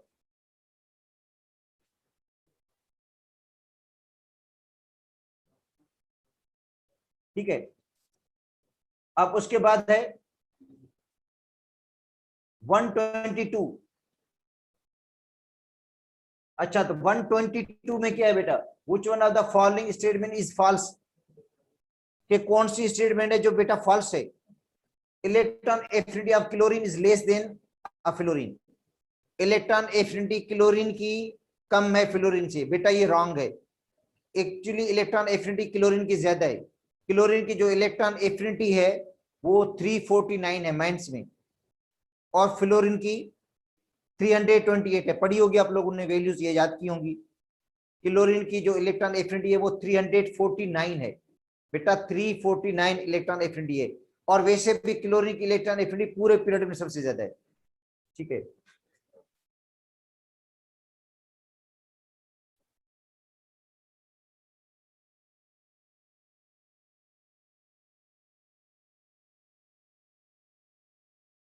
First IP and second IP, बेटा क्वेश्चन है देख लो, इसको समझ लो कि फर्स्ट आईपी और सेकंड आईपी में बड़ा गैप, ज्यादा डिफरेंस किस ग्रुप के आता है, अंदर आता है बेटा, फर्स्ट आईपी और सेकंड आईपी में बड़ा जंप आता है फर्स्ट ग्रुप में, क्योंकि फर्स्ट ग्रुप के आखिरी सेल में एक इलेक्ट्रॉन है वो लूज कर देता है, सेकंड इलेक्ट्रॉन लूज करना बहुत मुश्किल हो जाता है। अब देखो जो फर्स्ट ग्रुप वाले हैं, अगर हम सोडियम को ले लें,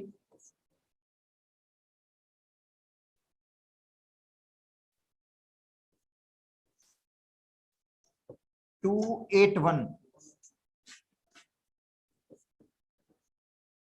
गैसेस फॉर्म में, आयन बन गया, और जो डेल्टा एच की फर्स्ट वैल्यू है डेल्टा एच 1 496 है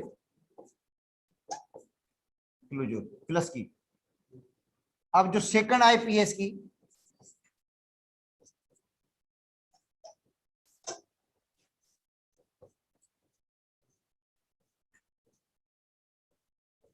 बेटा जो सेकंड आईपी है इसकी वो है 4563 किलो जूल। तो बड़ा गैप है, जब जंप है, देखो फर्स्ट आईपी और सेकंड आईपी में बड़ा गैप है, बड़ा जंप आता है। तो अगर ये आपको क्वेश्चन ऐसा आ जाए कि भाई सेकंड आईपी ज्यादा किसकी होगी, सेकंड आईपी बेटा ग्रुप फर्स्ट वालों की ज्यादा होती है मोस्टली, ठीक है। अब सबसे ज्यादा सेकंड आईपी जो है ना वो लिथियम की है, 7000 है। उसके बाद सेकंड आईपी ज्यादा हीलियम की है, 5000 है। उसके बाद सेकंड आईपी ज्यादा है सोडियम की, जो 4563 है। इसका मतलब है सोडियम की जो सेकंड आईपी है बेटा, दो एलिमेंट आती है, मतलब लिथियम की सेकंड ज्यादा है, लिथियम के बाद हीलियम की सेकंड आईपी ज्यादा है, हीलियम के बाद सोडियम है जिसकी सेकंड आईपी ज्यादा है। अगर सेकंड आईपी की कंपैरिजन की जाए तो सेकंड आईपी सोडियम की जो है वो ज्यादा ही है, मगर वो हीलियम से और लिथियम से ज्यादा नहीं है, ठीक है। लिथियम की सेकंड आईपी सबसे ज्यादा है, हीलियम से भी ज्यादा है। हीलियम की 5000 है, लिथियम की 7000 है, ज्यादा है, ठीक है। तो सेकंड आईपी फर्स्ट ग्रुप वालों की बेटा ज्यादा है, ठीक है। तो किसकी ज्यादा होगी, एलिमेंट की इलेक्ट्रॉनिक कन्फर्मेशन दी गई है 1s2 2s2 2p6 3s1। यहां से भी पता चल रहा है कि एक इलेक्ट्रॉन 3s1 वाला लूज हो जाएगा बेटा, 3s1 वाला इलेक्ट्रॉन लूज होगा। उसके बाद इसकी कॉन्फ़िगरेशन नोबल गैस जैसी हो जाएगी, और उसके बाद नोबल गैस में से इलेक्ट्रॉन लूज करना बहुत मुश्किल हो जाएगा, ऑक्टेट कंप्लीट होएगा और आईपी बढ़ जाएगी। इसलिए सेकंड आईपी इनकी बहुत ज्यादा, ठीक है बेटा।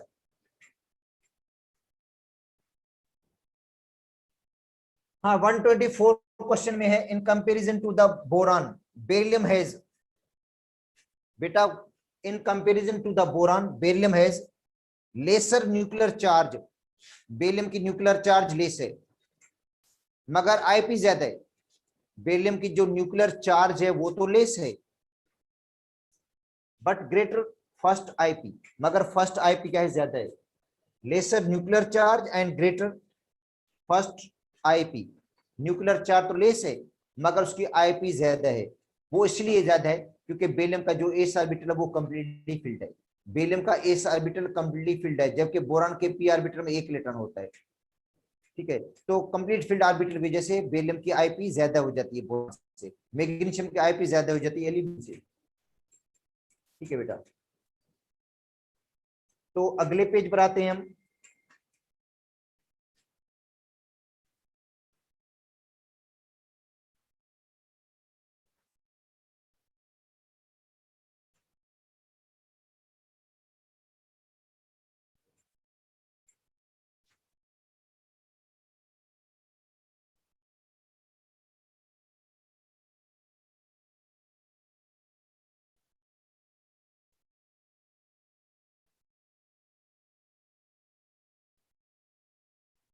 अच्छा बेटा 125 क्वेश्चन को देख लो। सेकंड पीरियड के अंदर कंपैरिजन है बेटा, देखो कंपैरिजन है किसकी, फर्स्ट आईपी की। तो आपको मैंने बताया था कि लिथियम की लो होती है, बेरिलियम की ज्यादा होती है, बोरान की थोड़ी कम हो जाती है, कार्बन ज्यादा, नाइट्रोजन की ज्यादा,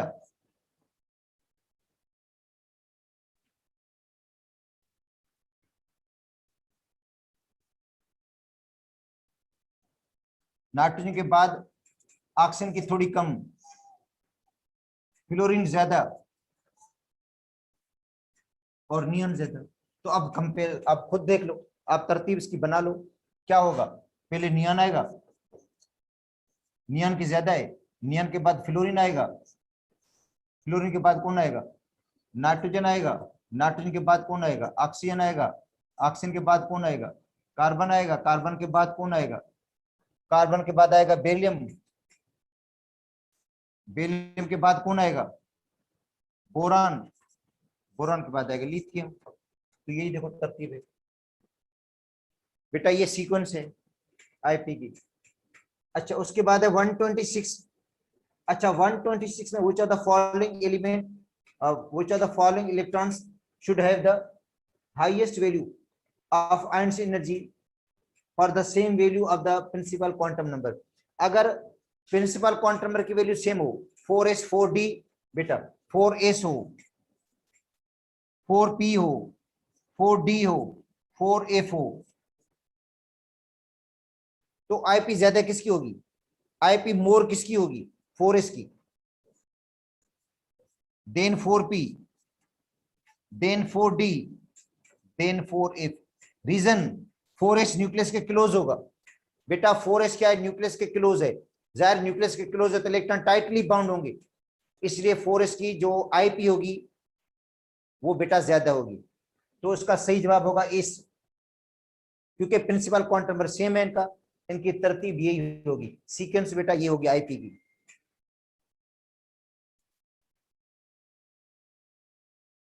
अच्छा उसके बाद आते हैं आगे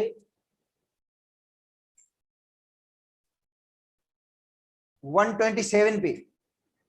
127 में in the view of their low IP alkali metals are reducing agent. Low IP होगी तो रिड्यूसिंग एजेंट होंगे बेटा, इलेक्ट्रॉन जल्दी लूज कर देंगे, रिड्यूसिंग एजेंट होंगे अल्कली मेटल्स। तो alkali metals strong reducing agents हैं, और जो हेलोजेंस है वो स्ट्रॉन्ग ऑक्सीडाइजिंग एजेंट्स हैं, क्योंकि इनकी इलेक्ट्रॉन एफिनिटी ज्यादा होती है, इलेक्ट्रोनेगेटिव ज्यादा है और इलेक्ट्रॉन एफिनिटी भी ज्यादा है, इसलिए वो स्ट्रॉन्ग ऑक्सीडाइजिंग एजेंट्स हैं सातवें ग्रुप वाले।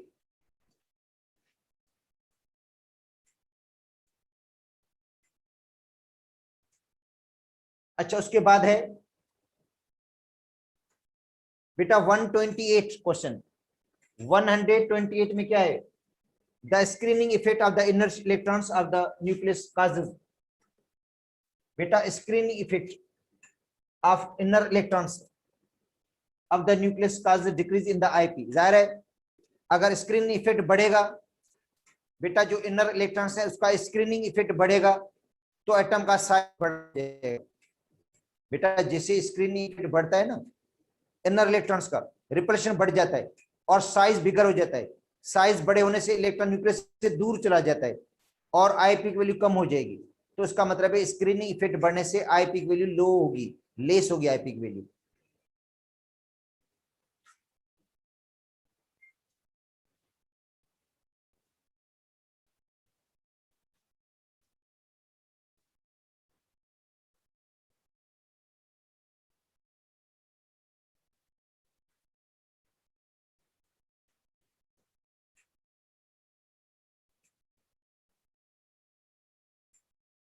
अच्छा 129 को देख लो बेटा, 129 क्वेश्चन को देखो। कहता है first ionic energy of aluminium is less then magnesium. First IP aluminium की कम है, फर्स्ट आईपी एल्यूमिनियम की कम है एमजी से। क्यों भाई, क्योंकि एमजी का जो एस ऑर्बिटल होता है वो कंप्लीटली फिल्ड है, एमजी का जो 3s ऑर्बिटल वो कंप्लीटली फिल्ड है, जबकि एल्यूमिनियम के 3p में एक इलेक्ट्रॉन होता है। तो ये रीजन है, कंप्लीटली फिल्ड जो ऑर्बिटल होता है उसकी स्टेबिलिटी बेटा ज्यादा होती है, कंप्लीटली फिल्ड ऑर्बिटल की स्टेबिलिटी ज्यादा, इसलिए उसकी आईपी भी ज्यादा हो जाएगी एल्यूमिनियम से। तो देखो ये रीजन है। कहता है magnesium has completely filled s orbital और aluminium has only one electron in the p orbital. ये रीजन है, ये रीजन है कि एमजी की आईपी ज्यादा हो जाती है किससे, एल्यूमिनियम से।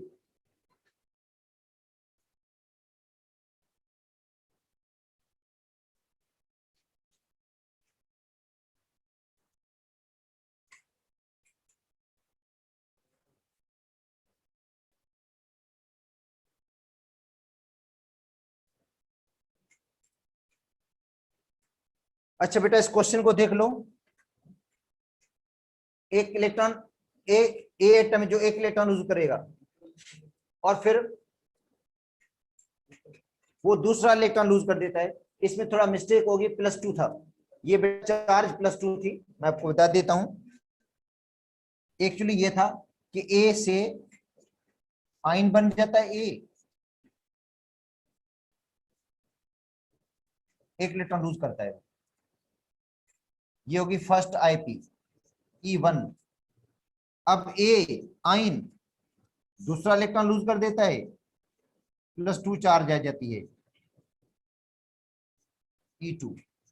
तो आपको बताया क्या होगा, E2 ज्यादा होगा, क्योंकि जब एक एटम इलेक्ट्रॉन लूज कर देता है केटाइन बन जाता है, तो उस केटाइन में से पॉजिटिव आयन में से इलेक्ट्रॉन दूसरा इलेक्ट्रॉन लूज करना बहुत मुश्किल हो जाता है, साइज छोटा हो जाता है, इसलिए सेकंड आईपी ज्यादा होगी, जो E2 होगा वो ज्यादा होगा E1 से। तो बेटा E2 ज्यादा E1 से।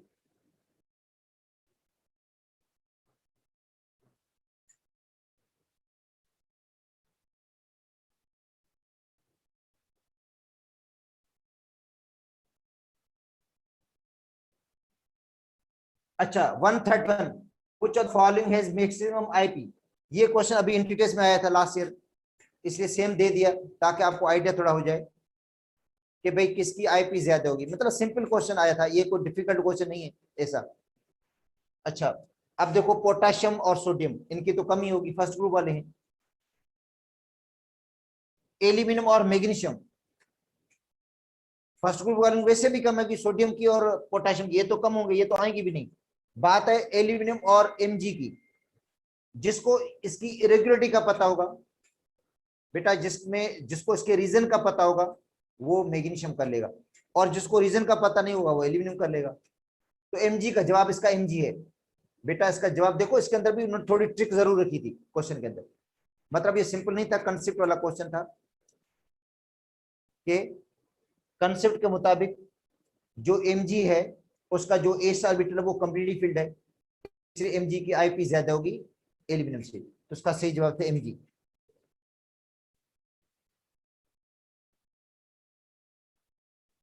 वन 132 है, आयरन से potential is lowest for, IP lower किसकी होगी, अल्कली मेटल्स की, बेटा जो आईपी है वो लोअर है अल्कली मेटल्स की, और हायर है नोबल गैसेस की।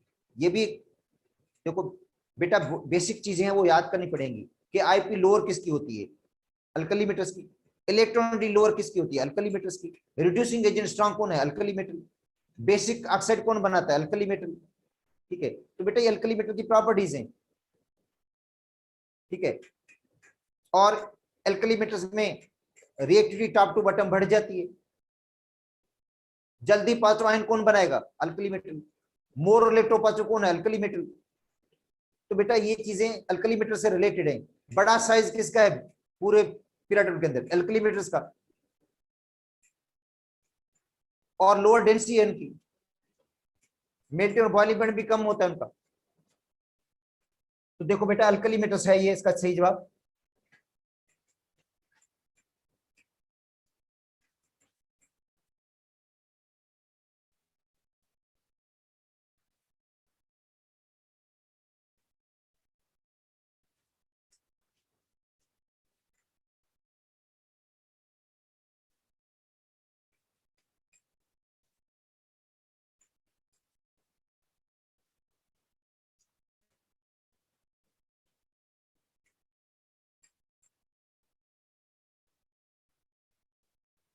अच्छा 133 बेटा, 133 में पढ़ लो। 133 क्या कहता है, answer energy of nitrogen is more than oxygen, IP nitrogen की ज्यादा है ऑक्सीजन से। ये भी एक इरेगुलरिटी में आ जाता है, क्योंकि नाइट्रोजन का पी ऑर्बिटल हाफ फील्ड है बेटा, नाइट्रोजन का पी ऑर्बिटल हाफ फील्ड है जो ज्यादा स्टेबल है, क्योंकि जब ऑर्बिटल कंप्लीटली फील्ड या हाफ फील्ड होता है तो बेटा उसकी स्टेबिलिटी ज्यादा होती है, और उसमें से इलेक्ट्रॉन लूज करना मुश्किल हो जाता है। इसलिए नाइट्रोजन की, जो नाइट्रोजन है उसकी आईपी बेटा ऑक्सीजन से ज्यादा है, because of nitrogen is half field. Nitrogen का जो पी ऑर्बिटल बेटा हाफ फील्ड है, हाफ फील्ड की वजह से उससे ज्यादा है, ठीक है।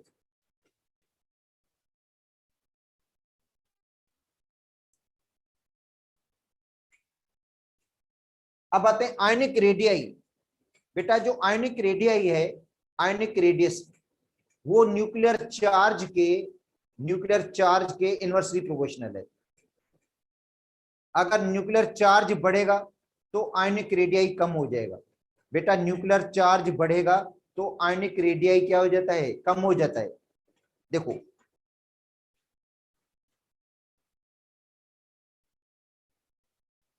Inversely proportional to effect nuclear charge.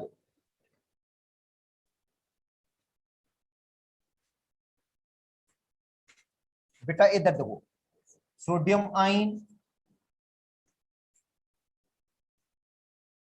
Magnesium ion और aluminium ion, nuclear charge atomic number है। बेटा एटॉमिक नंबर को न्यूक्लियर चार्ज भी कहा जाता है ना, 11, 12, 13, ये न्यूक्लियर चार्ज है इसकी, इफेक्टिव न्यूक्लियर चार्ज, प्रोटॉन की तादाद। तो न्यूक्लियर चार्ज इसकी ज्यादा, इसका साइज छोटा हो जाएगा, इसका साइज बड़ा होगा, ये हो जाएगा। तो जिसका न्यूक्लियर चार्ज ज्यादा उसका साइज छोटा हो गया। बेटा न्यूक्लियर चार्ज एल्यूमिनियम का ज्यादा है, साइज भी छोटा, देखो एल्यूमिनियम का है।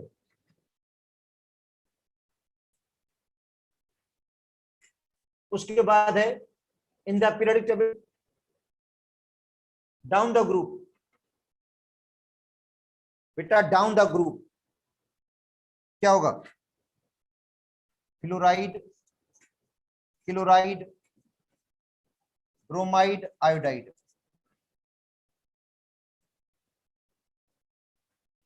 डाउन द ग्रुप क्या होगा, ionic radius increase, ionic radius increase होगा। तो इसका मतलब है सबसे ज्यादा आयोडाइड का साइज होगा, देन ब्रोमाइड का होगा, देन क्लोराइड का होगा, देन फ्लोराइड का होगा साइज, आयनिक साइज।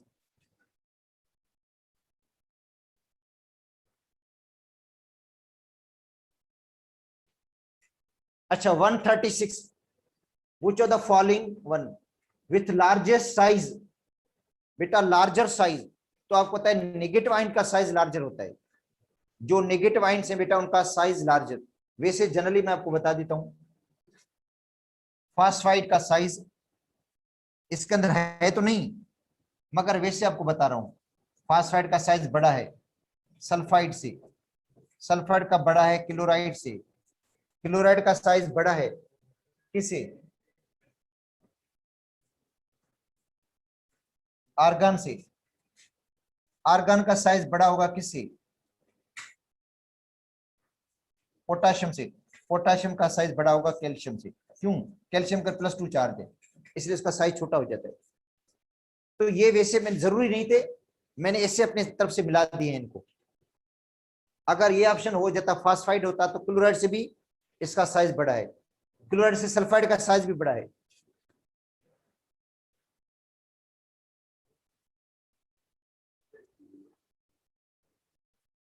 अब आते हैं इनका बेटा रेडियाई, ऑक्साइड, फ्लोराइड, ऑक्सीजन और फ्लोरीन, इनका रेडियाई। बेटा जो नेगेटिव आयंस उनका रेडियाई बड़ा होता है, ऑक्साइड का बड़ा होगा फ्लोराइड से, ऑक्साइड का साइज बड़ा होगा, -2 चार्ज है ऑक्साइड के ऊपर, -2 चार्ज है इसलिए साइज बड़ा होगा फ्लोराइड से। अब बाकी में कंपेयर करो ऑक्सीजन और फ्लोरीन, तो फ्लोरीन का साइज छोटा होगा, ऑक्सीजन का साइज बड़ा होगा।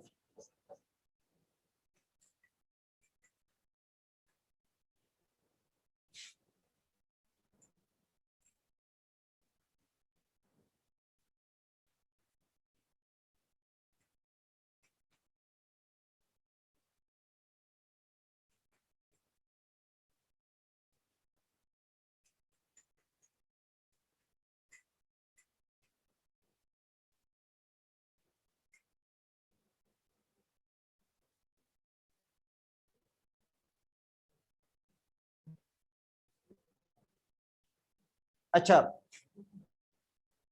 138 बेटा क्वेश्चन है, एटॉमिक साइज को आपको तरतीब देनी है। बेटा atomic size, atomic size group first का ज्यादा है, बेटा एटॉमिक साइज ग्रुप फर्स्ट का ज्यादा है सेकंड वालों से। अब देखो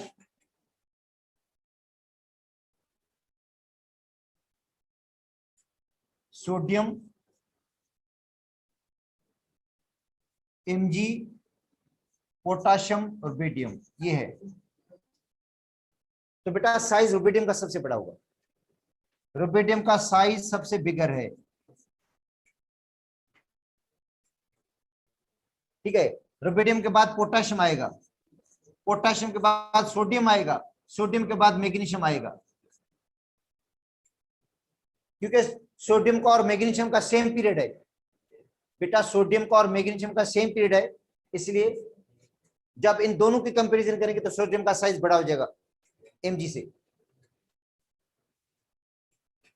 139 which one of the following element is most metallic?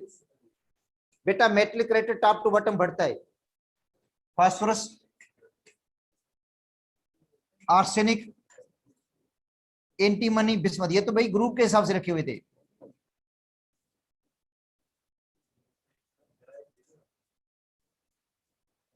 हाँ दा अल्लाह खबर पड़ी कौन मुझे। अच्छा मेटलिक रेट बेटा, क्योंकि पेजेस कल जो हुए थे रेंडमली हुए थे, अब कुछ पता नहीं चल रहा है कौन सा हुआ कौन सा नहीं हुआ, इसलिए दोबारा अगर आ गया तो खैर है। हाँ ये हो गया, अब याद आ गया मुझे।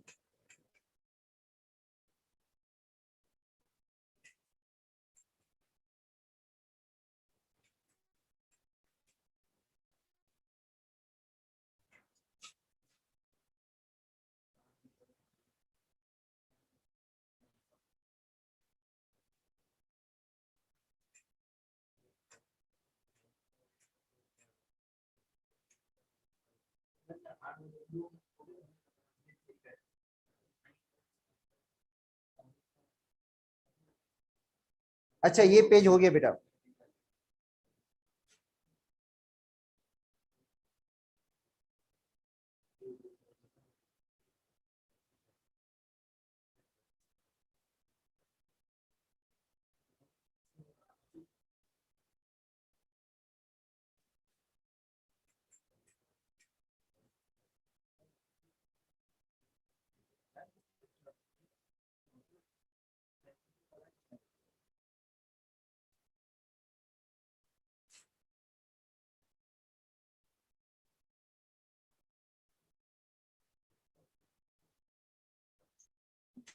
नहीं बेटा कुछ, अच्छा आप मुझे बताएंगे बेटा कौन से क्वेश्चंस रहते हैं अब?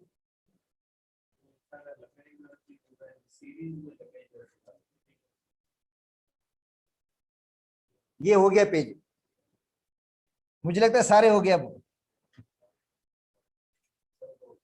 अच्छा बता दो कोई रहता है क्या पेज, मुझे बताओ। सारे हो गए या अभी कोई रहता है पेज? हाँ अच्छा अच्छा 139 नहीं हुआ है। अच्छा अगर कोई नहीं हुआ तो बेटा बता दो मुझे।